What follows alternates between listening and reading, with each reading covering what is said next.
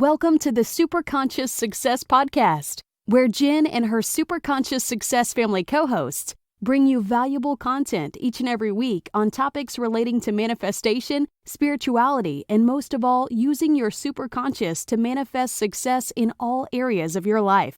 Now on to today's episode.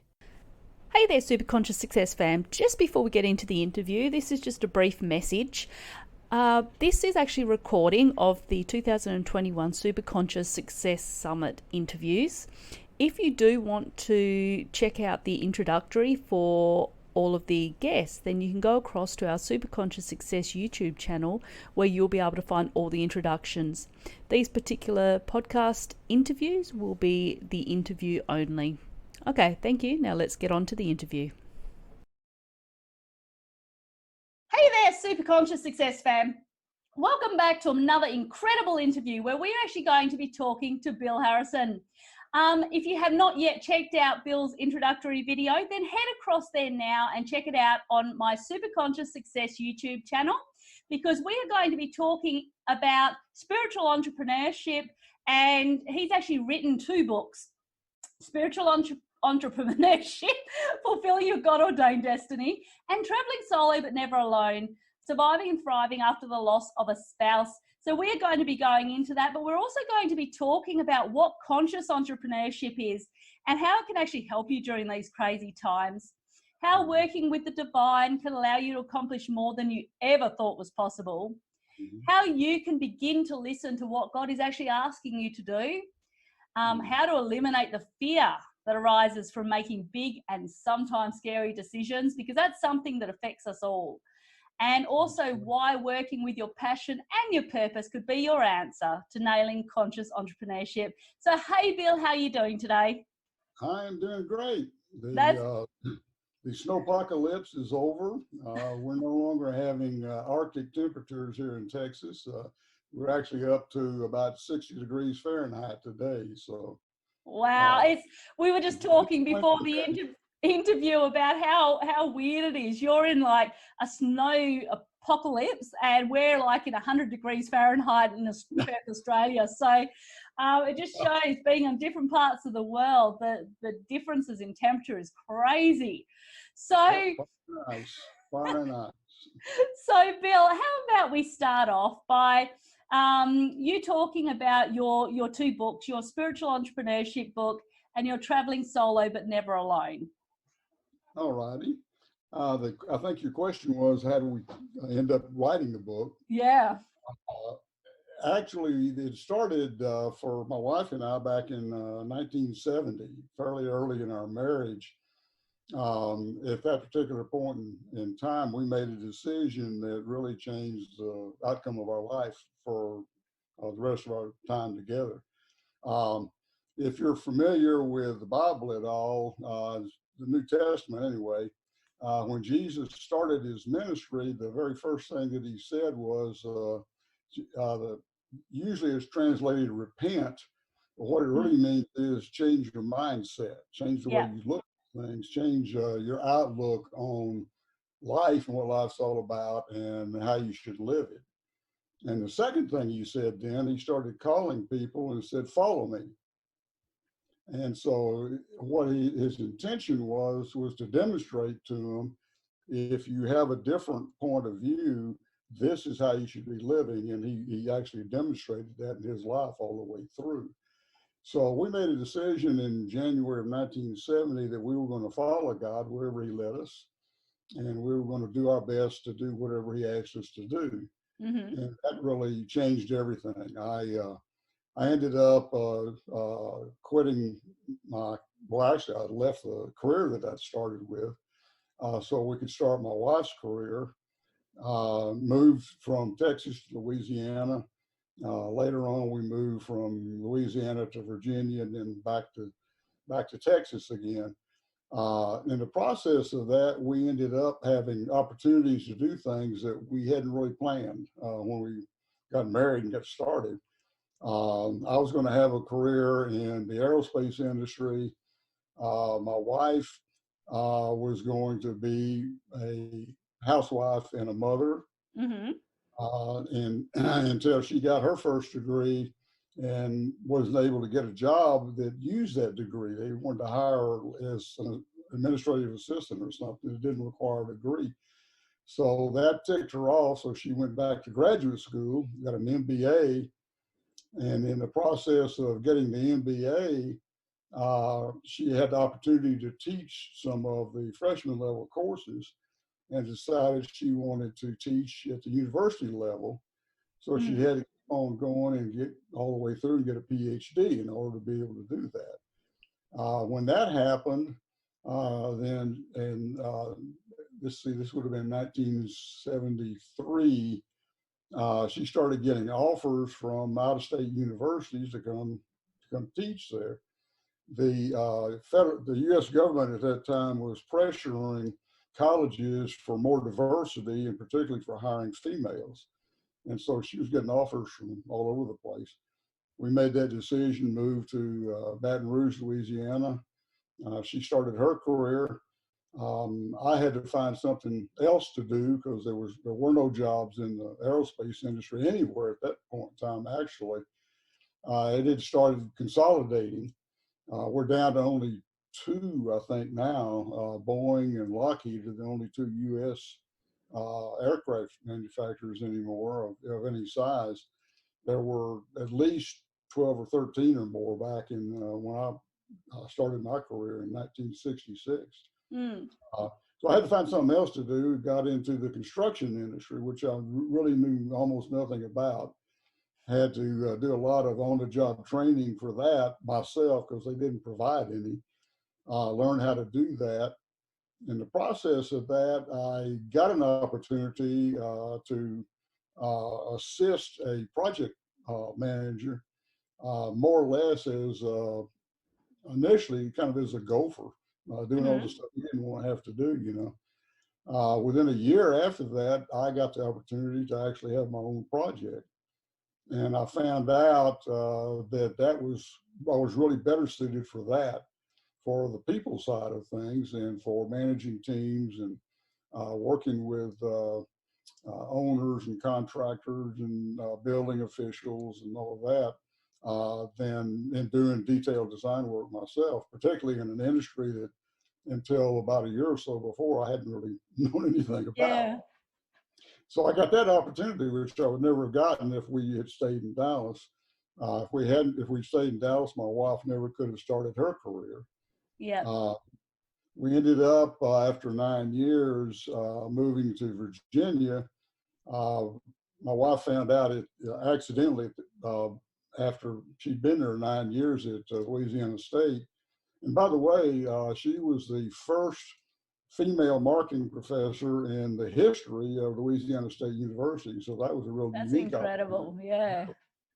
But she found out that they were offering male PhD candidates right out of school more than what she was making after 9 years. So a little bit of income inequality, gender inequality there. So she found out about an opportunity at a university in Virginia Beach that was going to start a brand new college of business, and got hired there as the first faculty member that was hired for that new college, and had the opportunity to develop the whole marketing program for that college from scratch. So another opportunity that she never would have had. Yeah. We ended up, I worked for a little while there in construction for the same company. Didn't get along real well with senior management because what I had learned in the previous 9 years about construction was different than their philosophy. And we kind of got to a point, agreed to disagree, and so I left that. Got a real estate license because I had to do something, wanted to learn something. Tried to do commercial real estate for about a year. It was all on commission, and ended up not having any income myself for that year. So we lived on my wife's salary, and then decided to move back to Dallas because the construction industry was booming in Dallas in the mid 80s. So we moved back here in the mid 80s.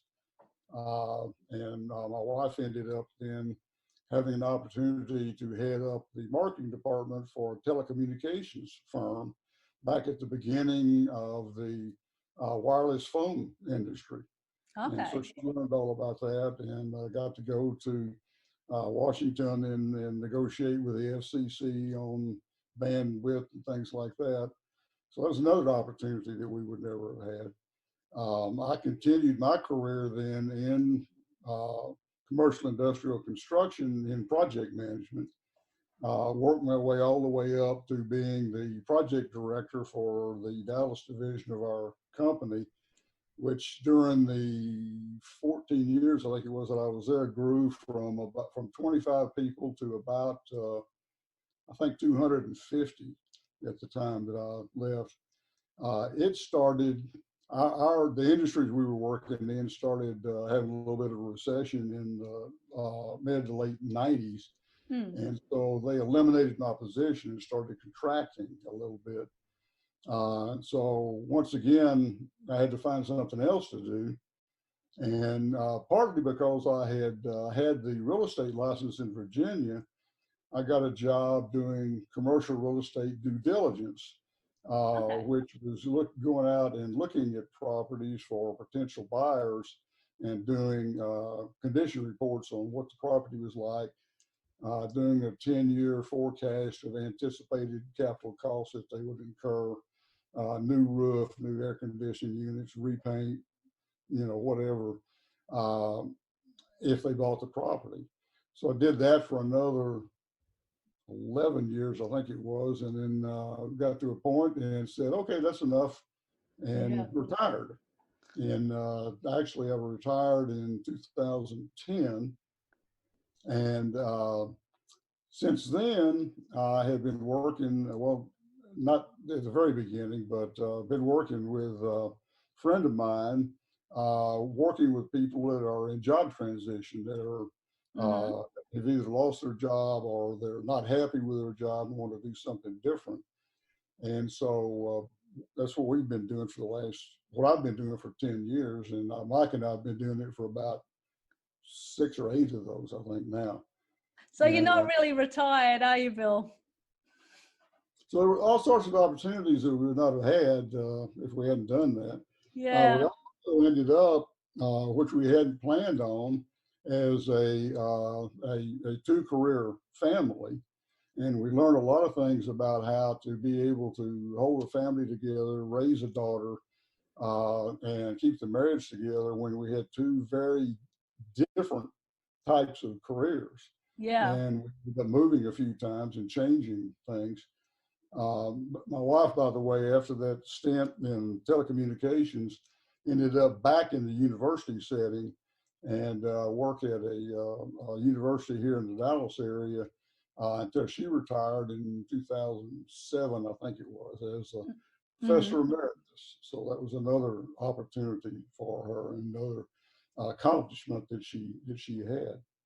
So also, we discovered fairly early on in our marriage that we both like to travel. And with 2 incomes, we were able to afford it. Yeah. And so we started initially making auto trips, car trips around the U.S. Got kind of beyond the reasonable driving range and started catching a flight someplace, getting a rental car and seeing what we explored in that area. Yeah. We ended up getting to visit all 50 of the United States, which not everyone has done. No. We also found out fairly early on that it was just about as cheap to go to Europe as it was to travel in the United States. Yep. And so we really got hooked on overseas travel. And by the time my wife passed away, I think we had visited 61 or 62 different countries. And got a flavor of how a lot of different people live, what they eat. My wife was always interested in how they did business, how do you market in other countries. And so we did the usual tourist stuff, but we also would visit department stores and grocery stores to see how they did things, what their prices were like, and what their ads were like, and all of that. And we even visited the stock exchange in Tokyo just to see how that went. So Yeah. it just a host of opportunities that we never would have had if we hadn't made that decision back in 1970 to go where we felt like the Spirit was moving us, and to take a shot at doing something we hadn't done before, to see how that went. Yeah, and that's the thing. I think when it comes to entrepreneurship and when it comes to building a successful business and not just business but also life, and listening to that intuition, listening to what God is telling you is really, really important. How would you suggest for somebody to be able to tap into that intuition and begin to hear what God's trying to tell them if they have not yet developed that particular skill? Well, the approach that Mike and I take in dealing with people that are on the job market Mm-hmm. is that first of all, you need to know who you are, Yeah. and you need to know why you're here, what your purpose in life is. It really all revolves around purpose. And when it comes to knowing who you are, most people haven't really given it too much thought or what their purpose is. And so we try to get them started on thinking about that. From my perspective, who you are is a child of God Mm-hmm. who has he has a plan for your life that will take you beyond where you think you can go. Yeah. It will be a lot more challenging, but it will be a lot more adventurous, and you will end up with a whole lot more accomplishment than you thought you were capable of. Yeah, because And I think sometimes we kind of hold ourselves in our comfort box, in our comfort zone, because we don't want to expand out of it. Well, the real key to it, and the decision that we actually made in 1973 when we decided I was going to quit my job and actually quit my chosen profession and move, to almost another country, because South Louisiana has a much different culture than North Texas does. Okay. Due to the Cajun influence down there. Yeah. It's much different. It's much more of a laid back type society, and it's a very close knit society. And when you move in from someplace else, it takes a while to kind of get to know people. Yeah. And get to the point that you're not related to anybody, and so you have to kind of prove yourself. And so we learned all of that when we did that. But making that first move, Lee, as you said, getting out of your comfort zone, what you've been doing, what you know you can do, whether you're really enjoying it or not, which is what holds a lot of people up, is they're afraid to try something different. But you have to leave that comfort zone. You have to strike out into a new venture of some sort that you probably don't know a whole lot about, or you don't think you do. You can learn about it either before you try it or on the way. But a lot of it is trial and error. Can I do this? If that didn't work, what else can I try? And one thing we found out early on was that you can transfer your skill set a lot of different places. And if you really think about it, just because you've been an accountant or you've been an engineer or a school teacher or whatever, that doesn't mean you can't do something else with essentially that same skill set. Yeah. With a little bit of tweaking maybe. And if you don't try it, you'll never know. Exactly. So that's really kind of the secret, is starting out with that. And the other thing, there's a couple of tools that Mike and I came across fairly early on in our working together. And as a matter of fact, he came across Clifton Strengths. Mm-hmm. We talked about that before. And that is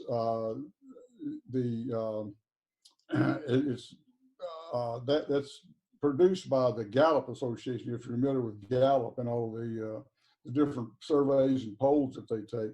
Mm-hmm. So they did surveys and determined 34 basic strengths that people have. And then Okay. they have an assessment test that rank orders your 34. And it says, here's what you're really good at, and here's what you're not very good at. And they concentrate on your top 5. Yeah. If you look at my LinkedIn page, for instance, I list those 5 up there, which are my top 5 strengths from the Strengths Finder. Yeah. Name of the test that you can take. And that tells you a lot about yourself. For one thing, and as Mike will tell you, because he studied that enough that he ended up taking all of the required coursework and getting certified by Gallup as a strengths coach. So he's doing that full time now. He left his Okay. career. He had a career in retail management for quite a few years, done quite well at it, and left that behind and started teaching strengths. So he's been doing that for, I guess, the 6 or 8 years that we've been working together now. So that's one thing. The other one I think you and I may have mentioned before is called the Enneagram.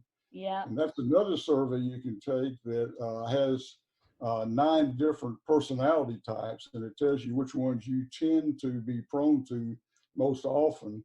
Mm-hmm. Based on your personality type, that tells you how you respond to outside influences, to this, when something happens, you respond this way because of what your personality type is. Mm.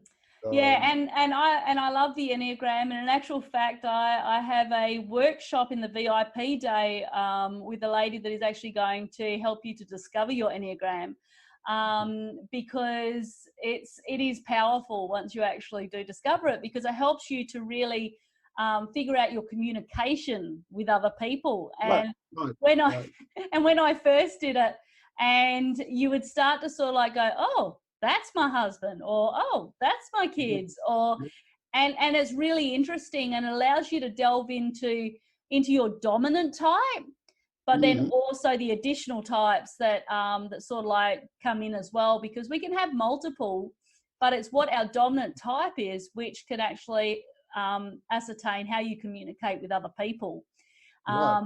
So yeah, so it is definitely a great tool, and the Clifton strengths and the information on the Enneagram will actually be in the playbook under you anyway, Bill, so they can go and take a look at that. Mhm. Now, And obviously, another thing about that, you mentioned the more you can learn about other people's mhm, strengths and their personality types, the better you're able to communicate with them. Also, from the strengths perspective, you'll realize that in order to accomplish things, sometimes you need to partner with somebody that has complementary strengths to yours. That yep, are, and that was something my wife and I found out, is some of ours were the same, but some of them were different. yeah, And so we complemented each other quite well, as it turned out. It's exactly, also, the other thing you also need, when you really study it, there's a positive side and a negative side to all of the strengths and to the personality types. mhm. And depending on whether you're operating on the positive side of them or you revert down to the negative side, it can either help you or hurt Yeah, and that's a choice that you you. can make, and It like with is. anything, they're tools that you can use to help to expand and help to Mhm. improve, and I think that what something that we get into the habit of is we want to be able to do everything. And Mhm. so we go, well, if we just build on our weaknesses, then we're going to be a lot better. But what we need to understand is that if we've got those 5 strengths that you were talking about, and we really build on them, then that can actually help us to, and then you outsource or you collaborate Right. with Right. other people that have opposing strengths. Yes, yes, exactly. Yeah. That's exactly correct. And what that does is all of this begins to help you understand who you are. Mm, It also starts telling you why you're here, what your purpose is. Okay, yeah. and one thing we like to tell people that are in the job search is that everyone has a unique set of strengths and personality type and experience and things that they enjoy doing, passions. Yeah. And there's a reason for that. And the reason is that it's needed somewhere. Yeah. And so if you go into a job search with the understanding that you have something unique to offer the world, something that the world needs, then it's just a question of finding out where is the best place to utilize that. It's Yeah. not, I got to get a job, what can I do? It's here's who I am, here's what I'm good at, here's what I enjoy doing, here's where I can make the most impact. Yeah. That's starting to get into conscious entrepreneurship or conscious businesses, which is based on not just making money, but making a difference. Yeah. And I think that's it kind of ties in together there.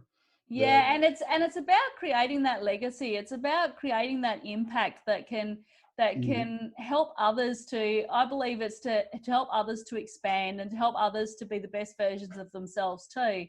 Because it's, I believe that when God puts these opportunities in front of us, if we learn to listen to what God's saying, then he's only trying to guide us to lead us on the right path. And if we ignore that, then we tend to go down paths that we have to then be redirected back again, which can take a lot longer. So, the point of this is don't try to be something that you aren't. Yeah. Celebrate who you are and what you bring to the party, and then go out and find where to apply that. One of the definitions of conscious entrepreneurship is this says conscious entrepreneurship at its core is about the simple desire to both make money and to make a difference. Yeah. And so that's really what it's all about. And if you concentrate on who you are, what your passions are, what your strengths are, what your personality type is, and how you interact with people and the people that you like to deal with, that's where you can make a difference. Yeah. And once you make a difference, then the money just follows anyway. Yeah. Because with money just being energy, it transmutates based on the amount of value you give. Yeah, I was reading something just the other day that was talking about if you really hate your job and you're just going to make money so that you can do what you like to do on the weekends, then you're wasting 80% of your life doing something that you don't like, and you're having to make money to do something that you enjoy doing. So why not do something that you enjoy and get paid for that? Exactly. And the thing is, you will find, because there are many people that work 9-to-5 jobs, they get up on a Monday, they're depressed and don't want to go into work just because they're trying to make a paycheck. And then they have to hustle on the side to be able to try to build this business that they're passionate about. Whereas if they realize that if they actually just worked on that which they are passionate about, which they are fulfilling their purpose, then the money is going to flow anyway. Yeah. And you don't, if your job is providing a lot of satisfaction to you, you don't need as much money to find satisfaction. Yeah, exactly. Because you can be satisfied without the money, and then when you do have the money, you're just grateful for it. You still have to have food and clothes and shelter and all of that, but how much of that you need is a different question than what does it really take to make you happy? Yeah. So some of the happiest people are the people that have the least, because the more you have, the more you have to worry about. Yeah. Whatever. Now, what about, we talked about going out of our comfort zone, and really, as you and your wife both did, obviously, with so much traveling and so many shifting of your opportunities, so much pivoting, which, I've done my share of pivoting. And I think pivot is actually really, really important. When you start feeling like your purpose has changed or you're being redirected, then not just staying in the job because it's what you've been doing your entire life or because that's what you got qualified for, do it because it's what you enjoy and what you feel like you are providing value with. But how do we, what was that? Purpose changes over time. Yeah. And my biggest change of purpose was when my wife passed away. Yeah. What do I do now? Mm-hmm. You know, we did everything together, made joint decisions on where we were going to go, what we were going to do for 50 something years. Yeah. And all of a sudden, you know, as like I said in the second book that I wrote there, what now? Yeah. You know, why am I still here? What am I supposed to do now? And what I ended up finding out was really more about what I'm doing now is to devote full time to working with other people and that's how we ended up writing the first book. Over many years, we learned a lot of things the hard way. Yeah. And so we wrote a book to describe what all of our experiences have been, where we've gone, what we've been able to do, and what we learned in the process, with the idea that, you know, don't make the mistakes that we made, learn from them, and then go make your own mistakes. Yeah. Try something, get out there, try something, and make your own mistakes. So that's how spiritual entrepreneurship came about. The second book, what I called it was traveling solo but not alone. Yeah. And that is that I feel like my wife is still with me. I'll take her wherever I'm going. I don't have to. I mean, she got to the point in the latter years of her life where we couldn't do the traveling anymore. Mm. And so now she can go wherever I'm able to go. Yeah. I ended up in 2019 going to South Africa, which we talked about for years and were never able to go. Wow. And I felt like she went with me on that. And then the other part of it too is that God's always with you. You're never alone. Yeah. And you know, if you're really conscious of the fact that God's right here, He's right with you, whatever you're going through at that point, then that tends to ultimately take the fear away. Yeah. Because you know everything's going to end up working out okay, life or death, either way. It's going to end up all right. And it took us a time to really get to that point, but that's one of the hard lessons learned is that you know, make sure you're always consciously aware that you're not alone. Yeah, and trusting that God is there for you all the time, and He's right next to you, and just trust that, you know, the paths that you are being led down are the paths. His plans for you are good. Yeah. What He wants for you is, you know, probably even better than what you think you want for yourself. Yeah, absolutely. So, He only wants the best for us. If you understand that, then it really does take the fear away. Yeah. Ultimately, you asked me, you know, what do you do to overcome fear? And initially, it's just take the first step. Yeah.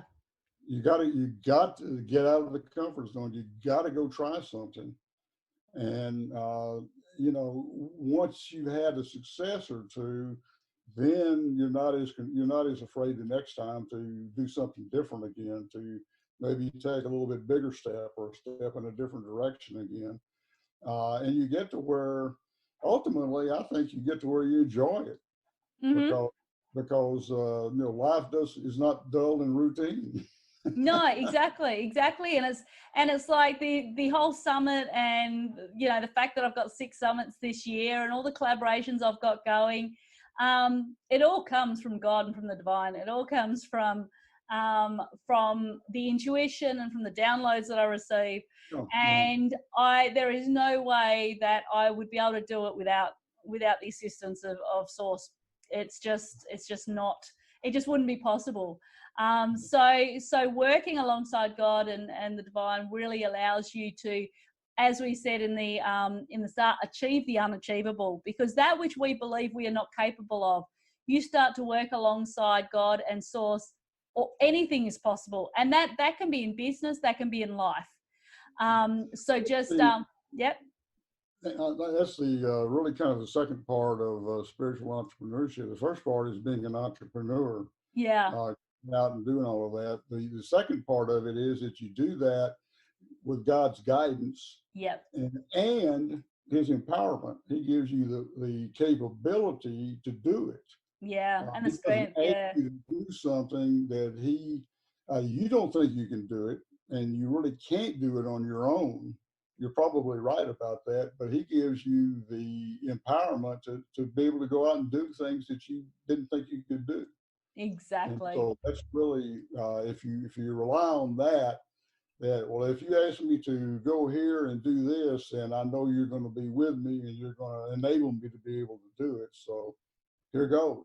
Yeah, exactly. He doesn't ask you to do things that he's not going to stand alongside you for. So thank you so much, Bill. I think you have covered so much in here about your beautiful story and about how you can actually use the relationship that you have with God and with Source to help you to create successful businesses and to live your life in alignment, which is what we're all destined to be. At some point you asked me, well, how do you know that what you're hearing in your intuition? Mind, how do you know if it's God or it's your ego? Yeah. And my answer to that is it goes all the way back to the beginning, and that is that if you read the Bible, which most people don't really do, yeah, they have one, but they don't ever read it, or they don't read it to learn. If you remember that God inspired all of everything that's in the Bible, the Holy Spirit by name inspired it, then if you read it asking for assistance, what does this mean? Yeah. Because if you really get into the Bible, it's not black and white. No. It's not. There's interpretation. This and this and everything's okay. It's, you need to read it. You need to let God interpret it for you. Yeah. Say, this is what this means for you. And go from there. Yeah. And also, if you read all the way through the Bible, it pretty well lays out what God's plan is for the whole creation. Yeah. And you have a part in that. And so if what you're thinking about doing, if that fits into your understanding of what God's trying to do, then there you go. Yeah. If it doesn't, then back off. That's probably not him speaking to you, or her, however you want to. Yeah. Look at it, because God has both male it's and not gender specific. Both masculine and feminine characteristics. So don't get too hung up on the he. Yeah. At any rate, that's really kind of the answer to that. And you also in there you mentioned relationship. Ultimately, the more experience that you have, the more you try to follow what you think you're hearing from God, the more you learn to really to hear his voice, and the better you get to understand who she really is. Yeah. And what God's nature is. And that, the better you know someone, the better able you are to understand what they're trying to say to you, because you know more about where they're coming from. Yeah. And so ultimately, that's the answer: is you have to develop that. It is a personal relationship that you need to develop, because God's not just remote, and God is not only beyond understanding, but he's also very personable. Yeah. And prefers real close relationships. Yeah. God thrives on that connection. And so as you, like you said, as you become more experienced in this and you practice it, then you will start to build that connection, and then you'll start to hear the messages that are coming through. So so that's awesome. Thank you, Bill, so much for being on the summit today and going through all of that, because I think that you've given the listeners a lot to think about and a lot to put into practice, especially when they're building their own businesses or wanting to find a purpose and a passion. So, yeah. I think I mentioned this to you before, but I have fairly recently become a member of an organization called ShiftCo. Yeah. Which is an association of conscious entrepreneurs. Yeah. For the purpose of introducing you to other conscious entrepreneurs, and then providing mentoring, coaching, and world-class teachers on here's how you start a business, here's how you scale it up to how we scale it up to, and they actually had several different paths you can take depending on what it is you want to try and do, whether you have a product or a service, or what you feel like, this is who I am, this is what I'm supposed to be doing. Yeah. It helps you really get started with that, and it helps you to figure out ways in order to grow that. And so it's really a great opportunity. Is to there's a lot of really neat people involved with that I've come to know that give you lots of good ideas about. Okay, here's what you need to do. Yeah. Try this, and you have success stories from people that have done it, and so. Fantastic. And all of those details are going to be included in the playbook under Bill's page. So go and have a look at ShiftCo and see what it's all about, because I think it is a great opportunity for people that are wanting to get into this field. So thank you so much for your time today, Bill. Well, thanks, Fred, and good to see you again. Yeah, you too. Thanks, Bill. And I'll speak to you a bit later.